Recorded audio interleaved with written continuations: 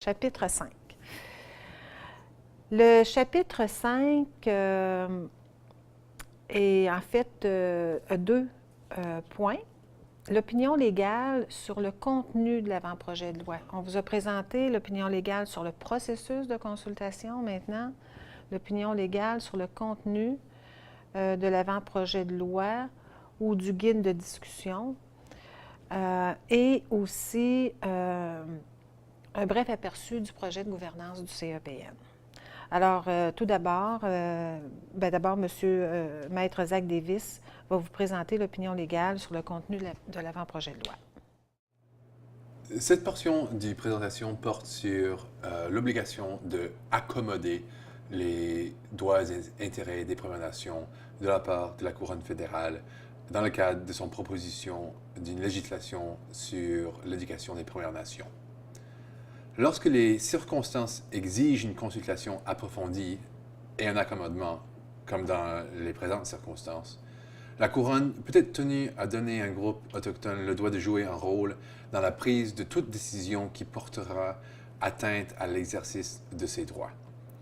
De plus, il est important qu'en accommodant les droits et les intérêts des Premières Nations, la Couronne tient compte du point de vue de la culture de ce groupe. L'exigence relative à la participation des Premières Nations ne se limite évidemment pas au processus menant à l'adoption d'une loi sur l'éducation des Premières Nations, mais à l'implémentation de l'éducation pour les Premières Nations elles-mêmes. En tant que nation autonome, les Premières Nations doivent participer activement à la prestation des services d'éducation dans leur communauté et avoir suffisamment de contrôle sur ceci. De plus, le rôle joué par chaque Première Nation en matière d'éducation doit être conforme aux moyens privilégiés pour exercer son droit au gouvernement autonome et à l'autodétermination. Le projet de loi proposé par le gouvernement fédéral comporte plusieurs éléments et nous allons évaluer pour chaque élément si la proposition présente dans le guide de discussion accommoderait le droit aux Premières Nations à l'autodétermination en ce qui a rapport avec l'éducation. Le premier de ces éléments est à la diapositive 12 de présentation et c'est des normes.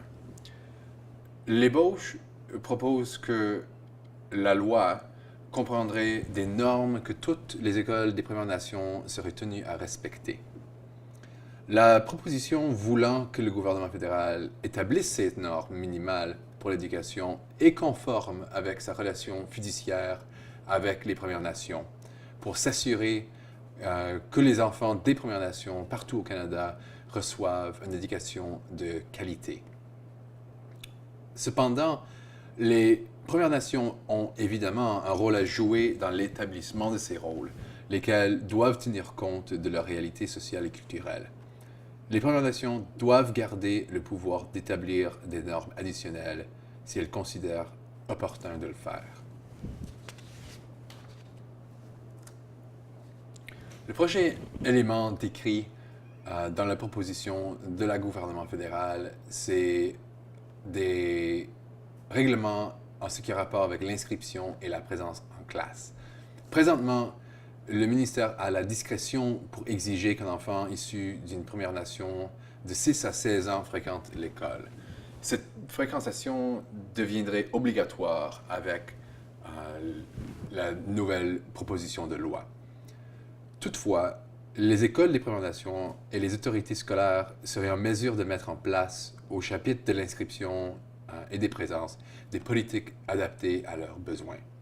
Ce qui est essentiel, c'est que les Premières Nations soient données assez de marge de manœuvre pour que les obligations en ce qui a rapport avec l'inscription et la présence à la classe aient le souplesse pour satisfaire leurs besoins locaux et leurs besoins culturels.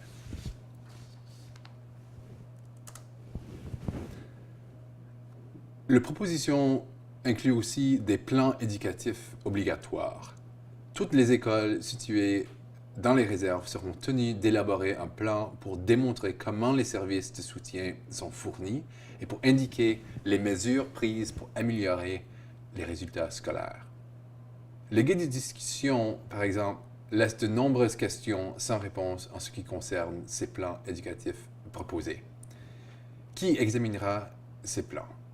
Qu'arrivera-t-il si les objectifs établis dans les plans ne sont pas atteints?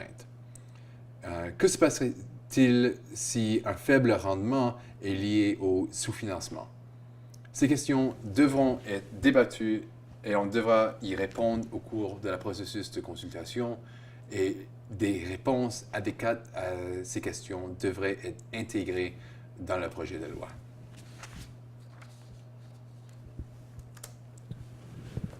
Le cœur même des propositions de la gouvernement fédéral porte sur les systèmes de gouvernance de l'éducation des Premières Nations.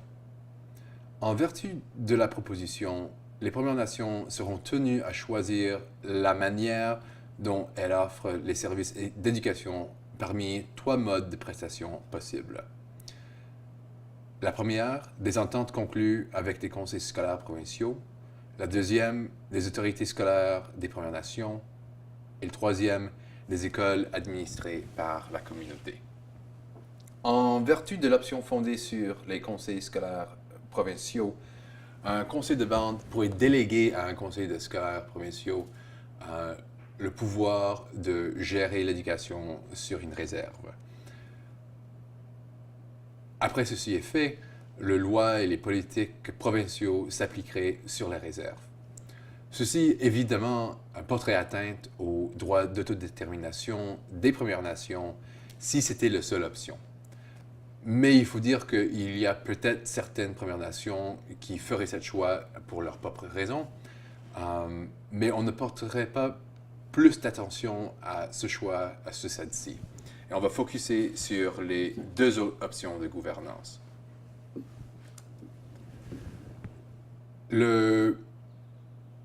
L'option qu'on comprend être favorisée par le fédéral à ce point-ci, c'est l'option d'autorité scolaire des Premières Nations. En vertu de cette option, les Premières Nations ou une Première Nation pourrait déléguer l'autorité d'administrer les écoles situées sur une réserve à une autorité scolaire des Premières Nations. Le ministre pourrait, à sa discrétion, reconnaître les autorités scolaires, permettant ainsi au Canada de conclure une seule entente de financement pour la prestation des services d'éducation à toutes les écoles administrées par cette autorité. Les autorités scolaires auraient à faire la preuve au ministre qu'elles ont la taille et les capacités requises pour satisfaire un certain nombre de critères.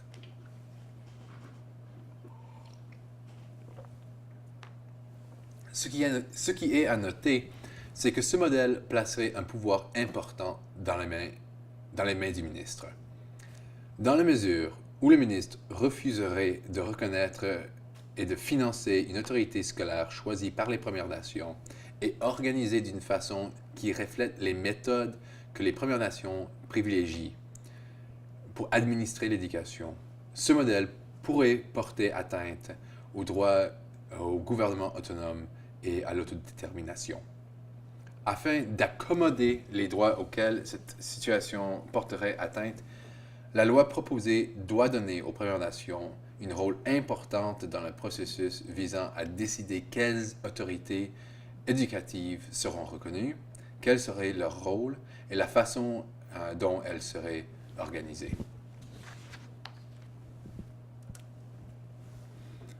Le troisième et dernier modèle de gouvernance, c'est le modèle d'école administrée par les communautés eux-mêmes. Dans le cadre de cette option, dans le cadre des propositions, là où une école existe déjà, elle pourrait être administrée comme une école indépendante, située dans une réserve, si elle offre tous les services requis. Cette proposition dans le guide de discussion implique qu'en vertu de la loi proposée, aucune nouvelle école indépendante pourrait être opérée sur des réserves ou ne serait financé, et que le Canada aurait le droit de fermer ou bien d'arrêter de financer les écoles communautaires indépendantes qui ne respectent pas les critères développés dans la loi. Cette approche pourrait porter atteinte d'une manière importante aux droits au gouvernement autonome et à l'autodétermination des Premières Nations qui préfèrent d'offrir les services d'éducation par le truchement d'écoles communautaires indépendantes en rendant cette option, dans les faits, trop difficile à gérer ou impraticable. Le fait de refuser de financer des écoles administrées par la collectivité lorsqu'elles constituent la façon préférée par une communauté de livrer les services en éducation pourrait aussi être considéré comme un manœuvre malhonnête ou comme une négociation en mauvaise foi lors des discussions dans le cadre de comment les services éducatifs seraient livrés dans une communauté donnée. De plus, les écoles administrées par les communautés elles-mêmes seraient tenues à livrer tous les services de soutien qui pourraient être livrés par les autorités éducatives des Premières Nations, mais ne recevraient pas le financement dans le cadre d'administration que ces autorités, eux, y recevraient. Cela implique que les écoles administrées par la collectivité auront accès à moins de ressources que les écoles gérées par une autorité scolaire des Premières Nations. En choisissant de financer les écoles gérées d'une façon plus que d'une autre, la Couronne interférerait avec le droit des Premières Nations d'administrer les services éducatifs de la façon qu'ils préfèrent et pourrait, en ce faisant, porter atteinte au droit à l'autodétermination en ce qui a rapport avec l'éducation.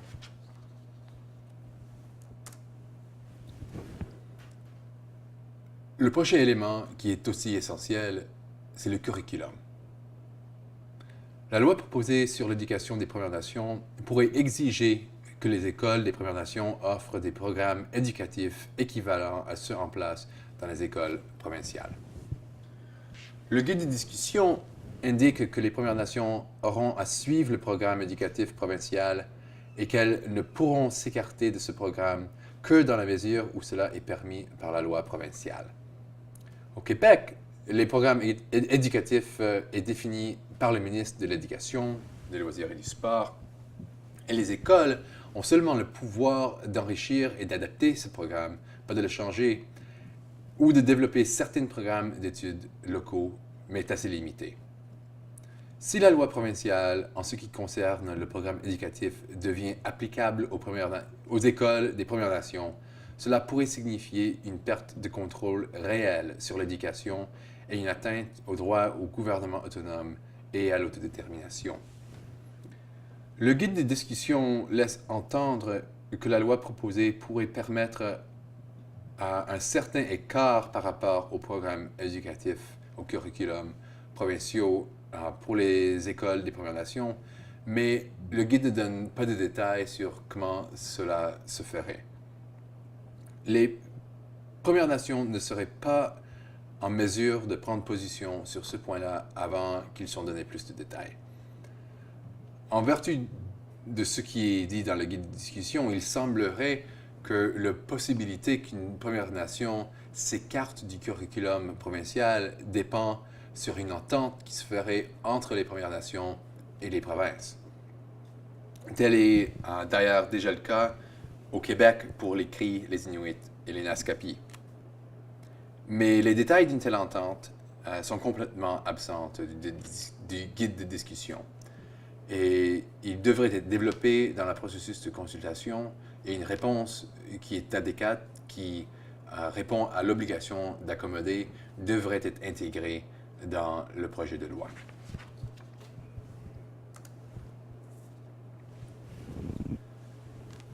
La proposition dans le guide de discussion se penche aussi sur la question de responsabilité, surtout de responsabilité fiscale.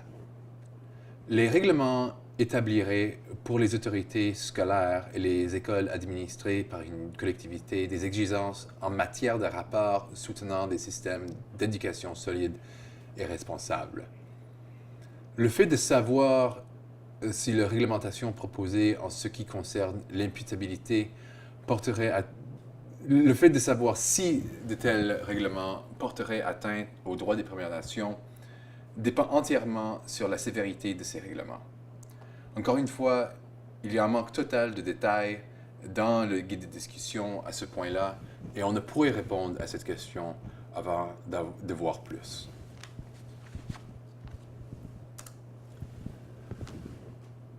Le dernier point est essentiel aussi, c'est la question de financement.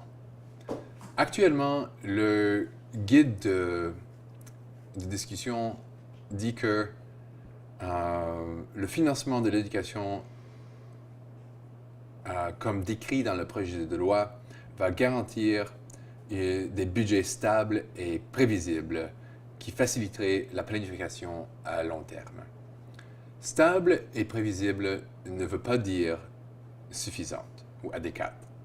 Il est essentiel que pour faire part de l'obligation d'accommoder, le gouvernement, dans le cadre du projet de loi proposé, garantit le financement adéquat pour l'éducation des Premières Nations. La loi sur l'éducation des Premières Nations devrait affirmer clairement l'obligation du Canada de fournir un financement suffisant et devrait clarifier comment le critère suffisant du financement serait évalué. Les Premières Nations, dans leur rôle d'autogestion, d'autogouvernance, devraient jouer un rôle dans l'évaluation du critère suffisant du financement. Donc, cette analyse sur si oui ou non la proposition pour une loi d'éducation pour les Premières Nations est suffisante pour accommoder les droits des Premières Nations nous mène à faire quelques recommandations. Les recommandations qui suivent. Les Premières Nations doivent insister pour qu'en élaborant la loi sur l'éducation des Premières Nations, le gouvernement tient compte de la compétence des Premières Nations en matière d'éducation. La loi sur l'éducation des Premières Nations devrait reconnaître et accommoder cette compétence. Les Premières Nations doivent être consultées sur les normes établies par la loi proposée. Les Premières Nations doivent conserver le pouvoir de définir leurs propres normes et d'établir des normes additionnelles si elles le considèrent opportun. La loi proposée doit donner aux écoles et aux autorités scolaires des Premières Nations suffisamment de marge de manœuvre en ce qui concerne l'inscription et la présence en classe afin d'accommoder les besoins locaux et culturels. Plus de détails doivent être fournis en ce qui concerne les plans éducatifs proposés et la façon dont ils seraient utilisés. Afin d'accommoder le droit au gouvernement autonome et à l'autodétermination, la loi proposée doit donner aux Premières Nations un rôle important dans le processus de décision portant sur la reconnaissance des autorités scolaires, le rôle de ces derniers et la façon dont elles seront organisées. Plus de détails doivent être fournis en ce qui concerne le rôle sur le programme d'études et les ententes qui devront être conclues entre les Premières Nations et les provinces sur cette question. Plus de détails devraient être fournis en ce qui concerne les règlements proposés en matière de reddition de comptes et d'imputabilité.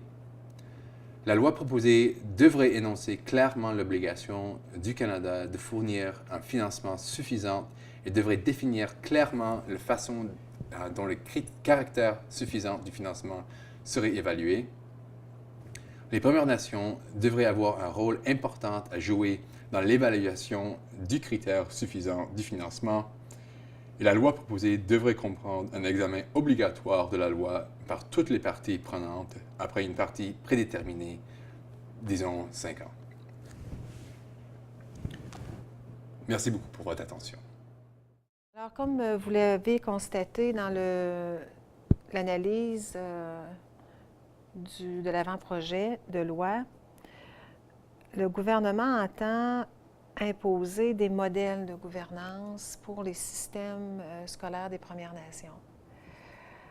Actuellement, le CEPN a un projet de gouvernance scolaire et ce qui devrait définir le cadre de gestion des écoles dans lesquelles les communautés veulent s'inscrire, mais surtout, ce projet-là définira le modèle souhaité par les écoles des Premières Nations associées au CEPN. Alors, cette démarche implique une pleine participation des représentants et des groupes de travail issus de nos communautés membres.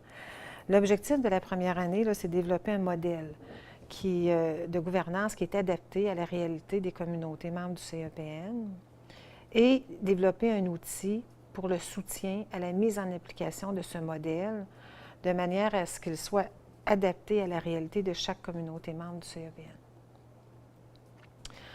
L'objectif de la deuxième et troisième année, c'est d'offrir du soutien à la mise en application de ce modèle en tenant compte, et ça de façon adaptée à la réalité de chacune des communautés membres. Donc, ce projet peut devenir un outil très intéressant pour négocier avec le gouvernement qui tentera de nous imposer un modèle complètement inadéquat.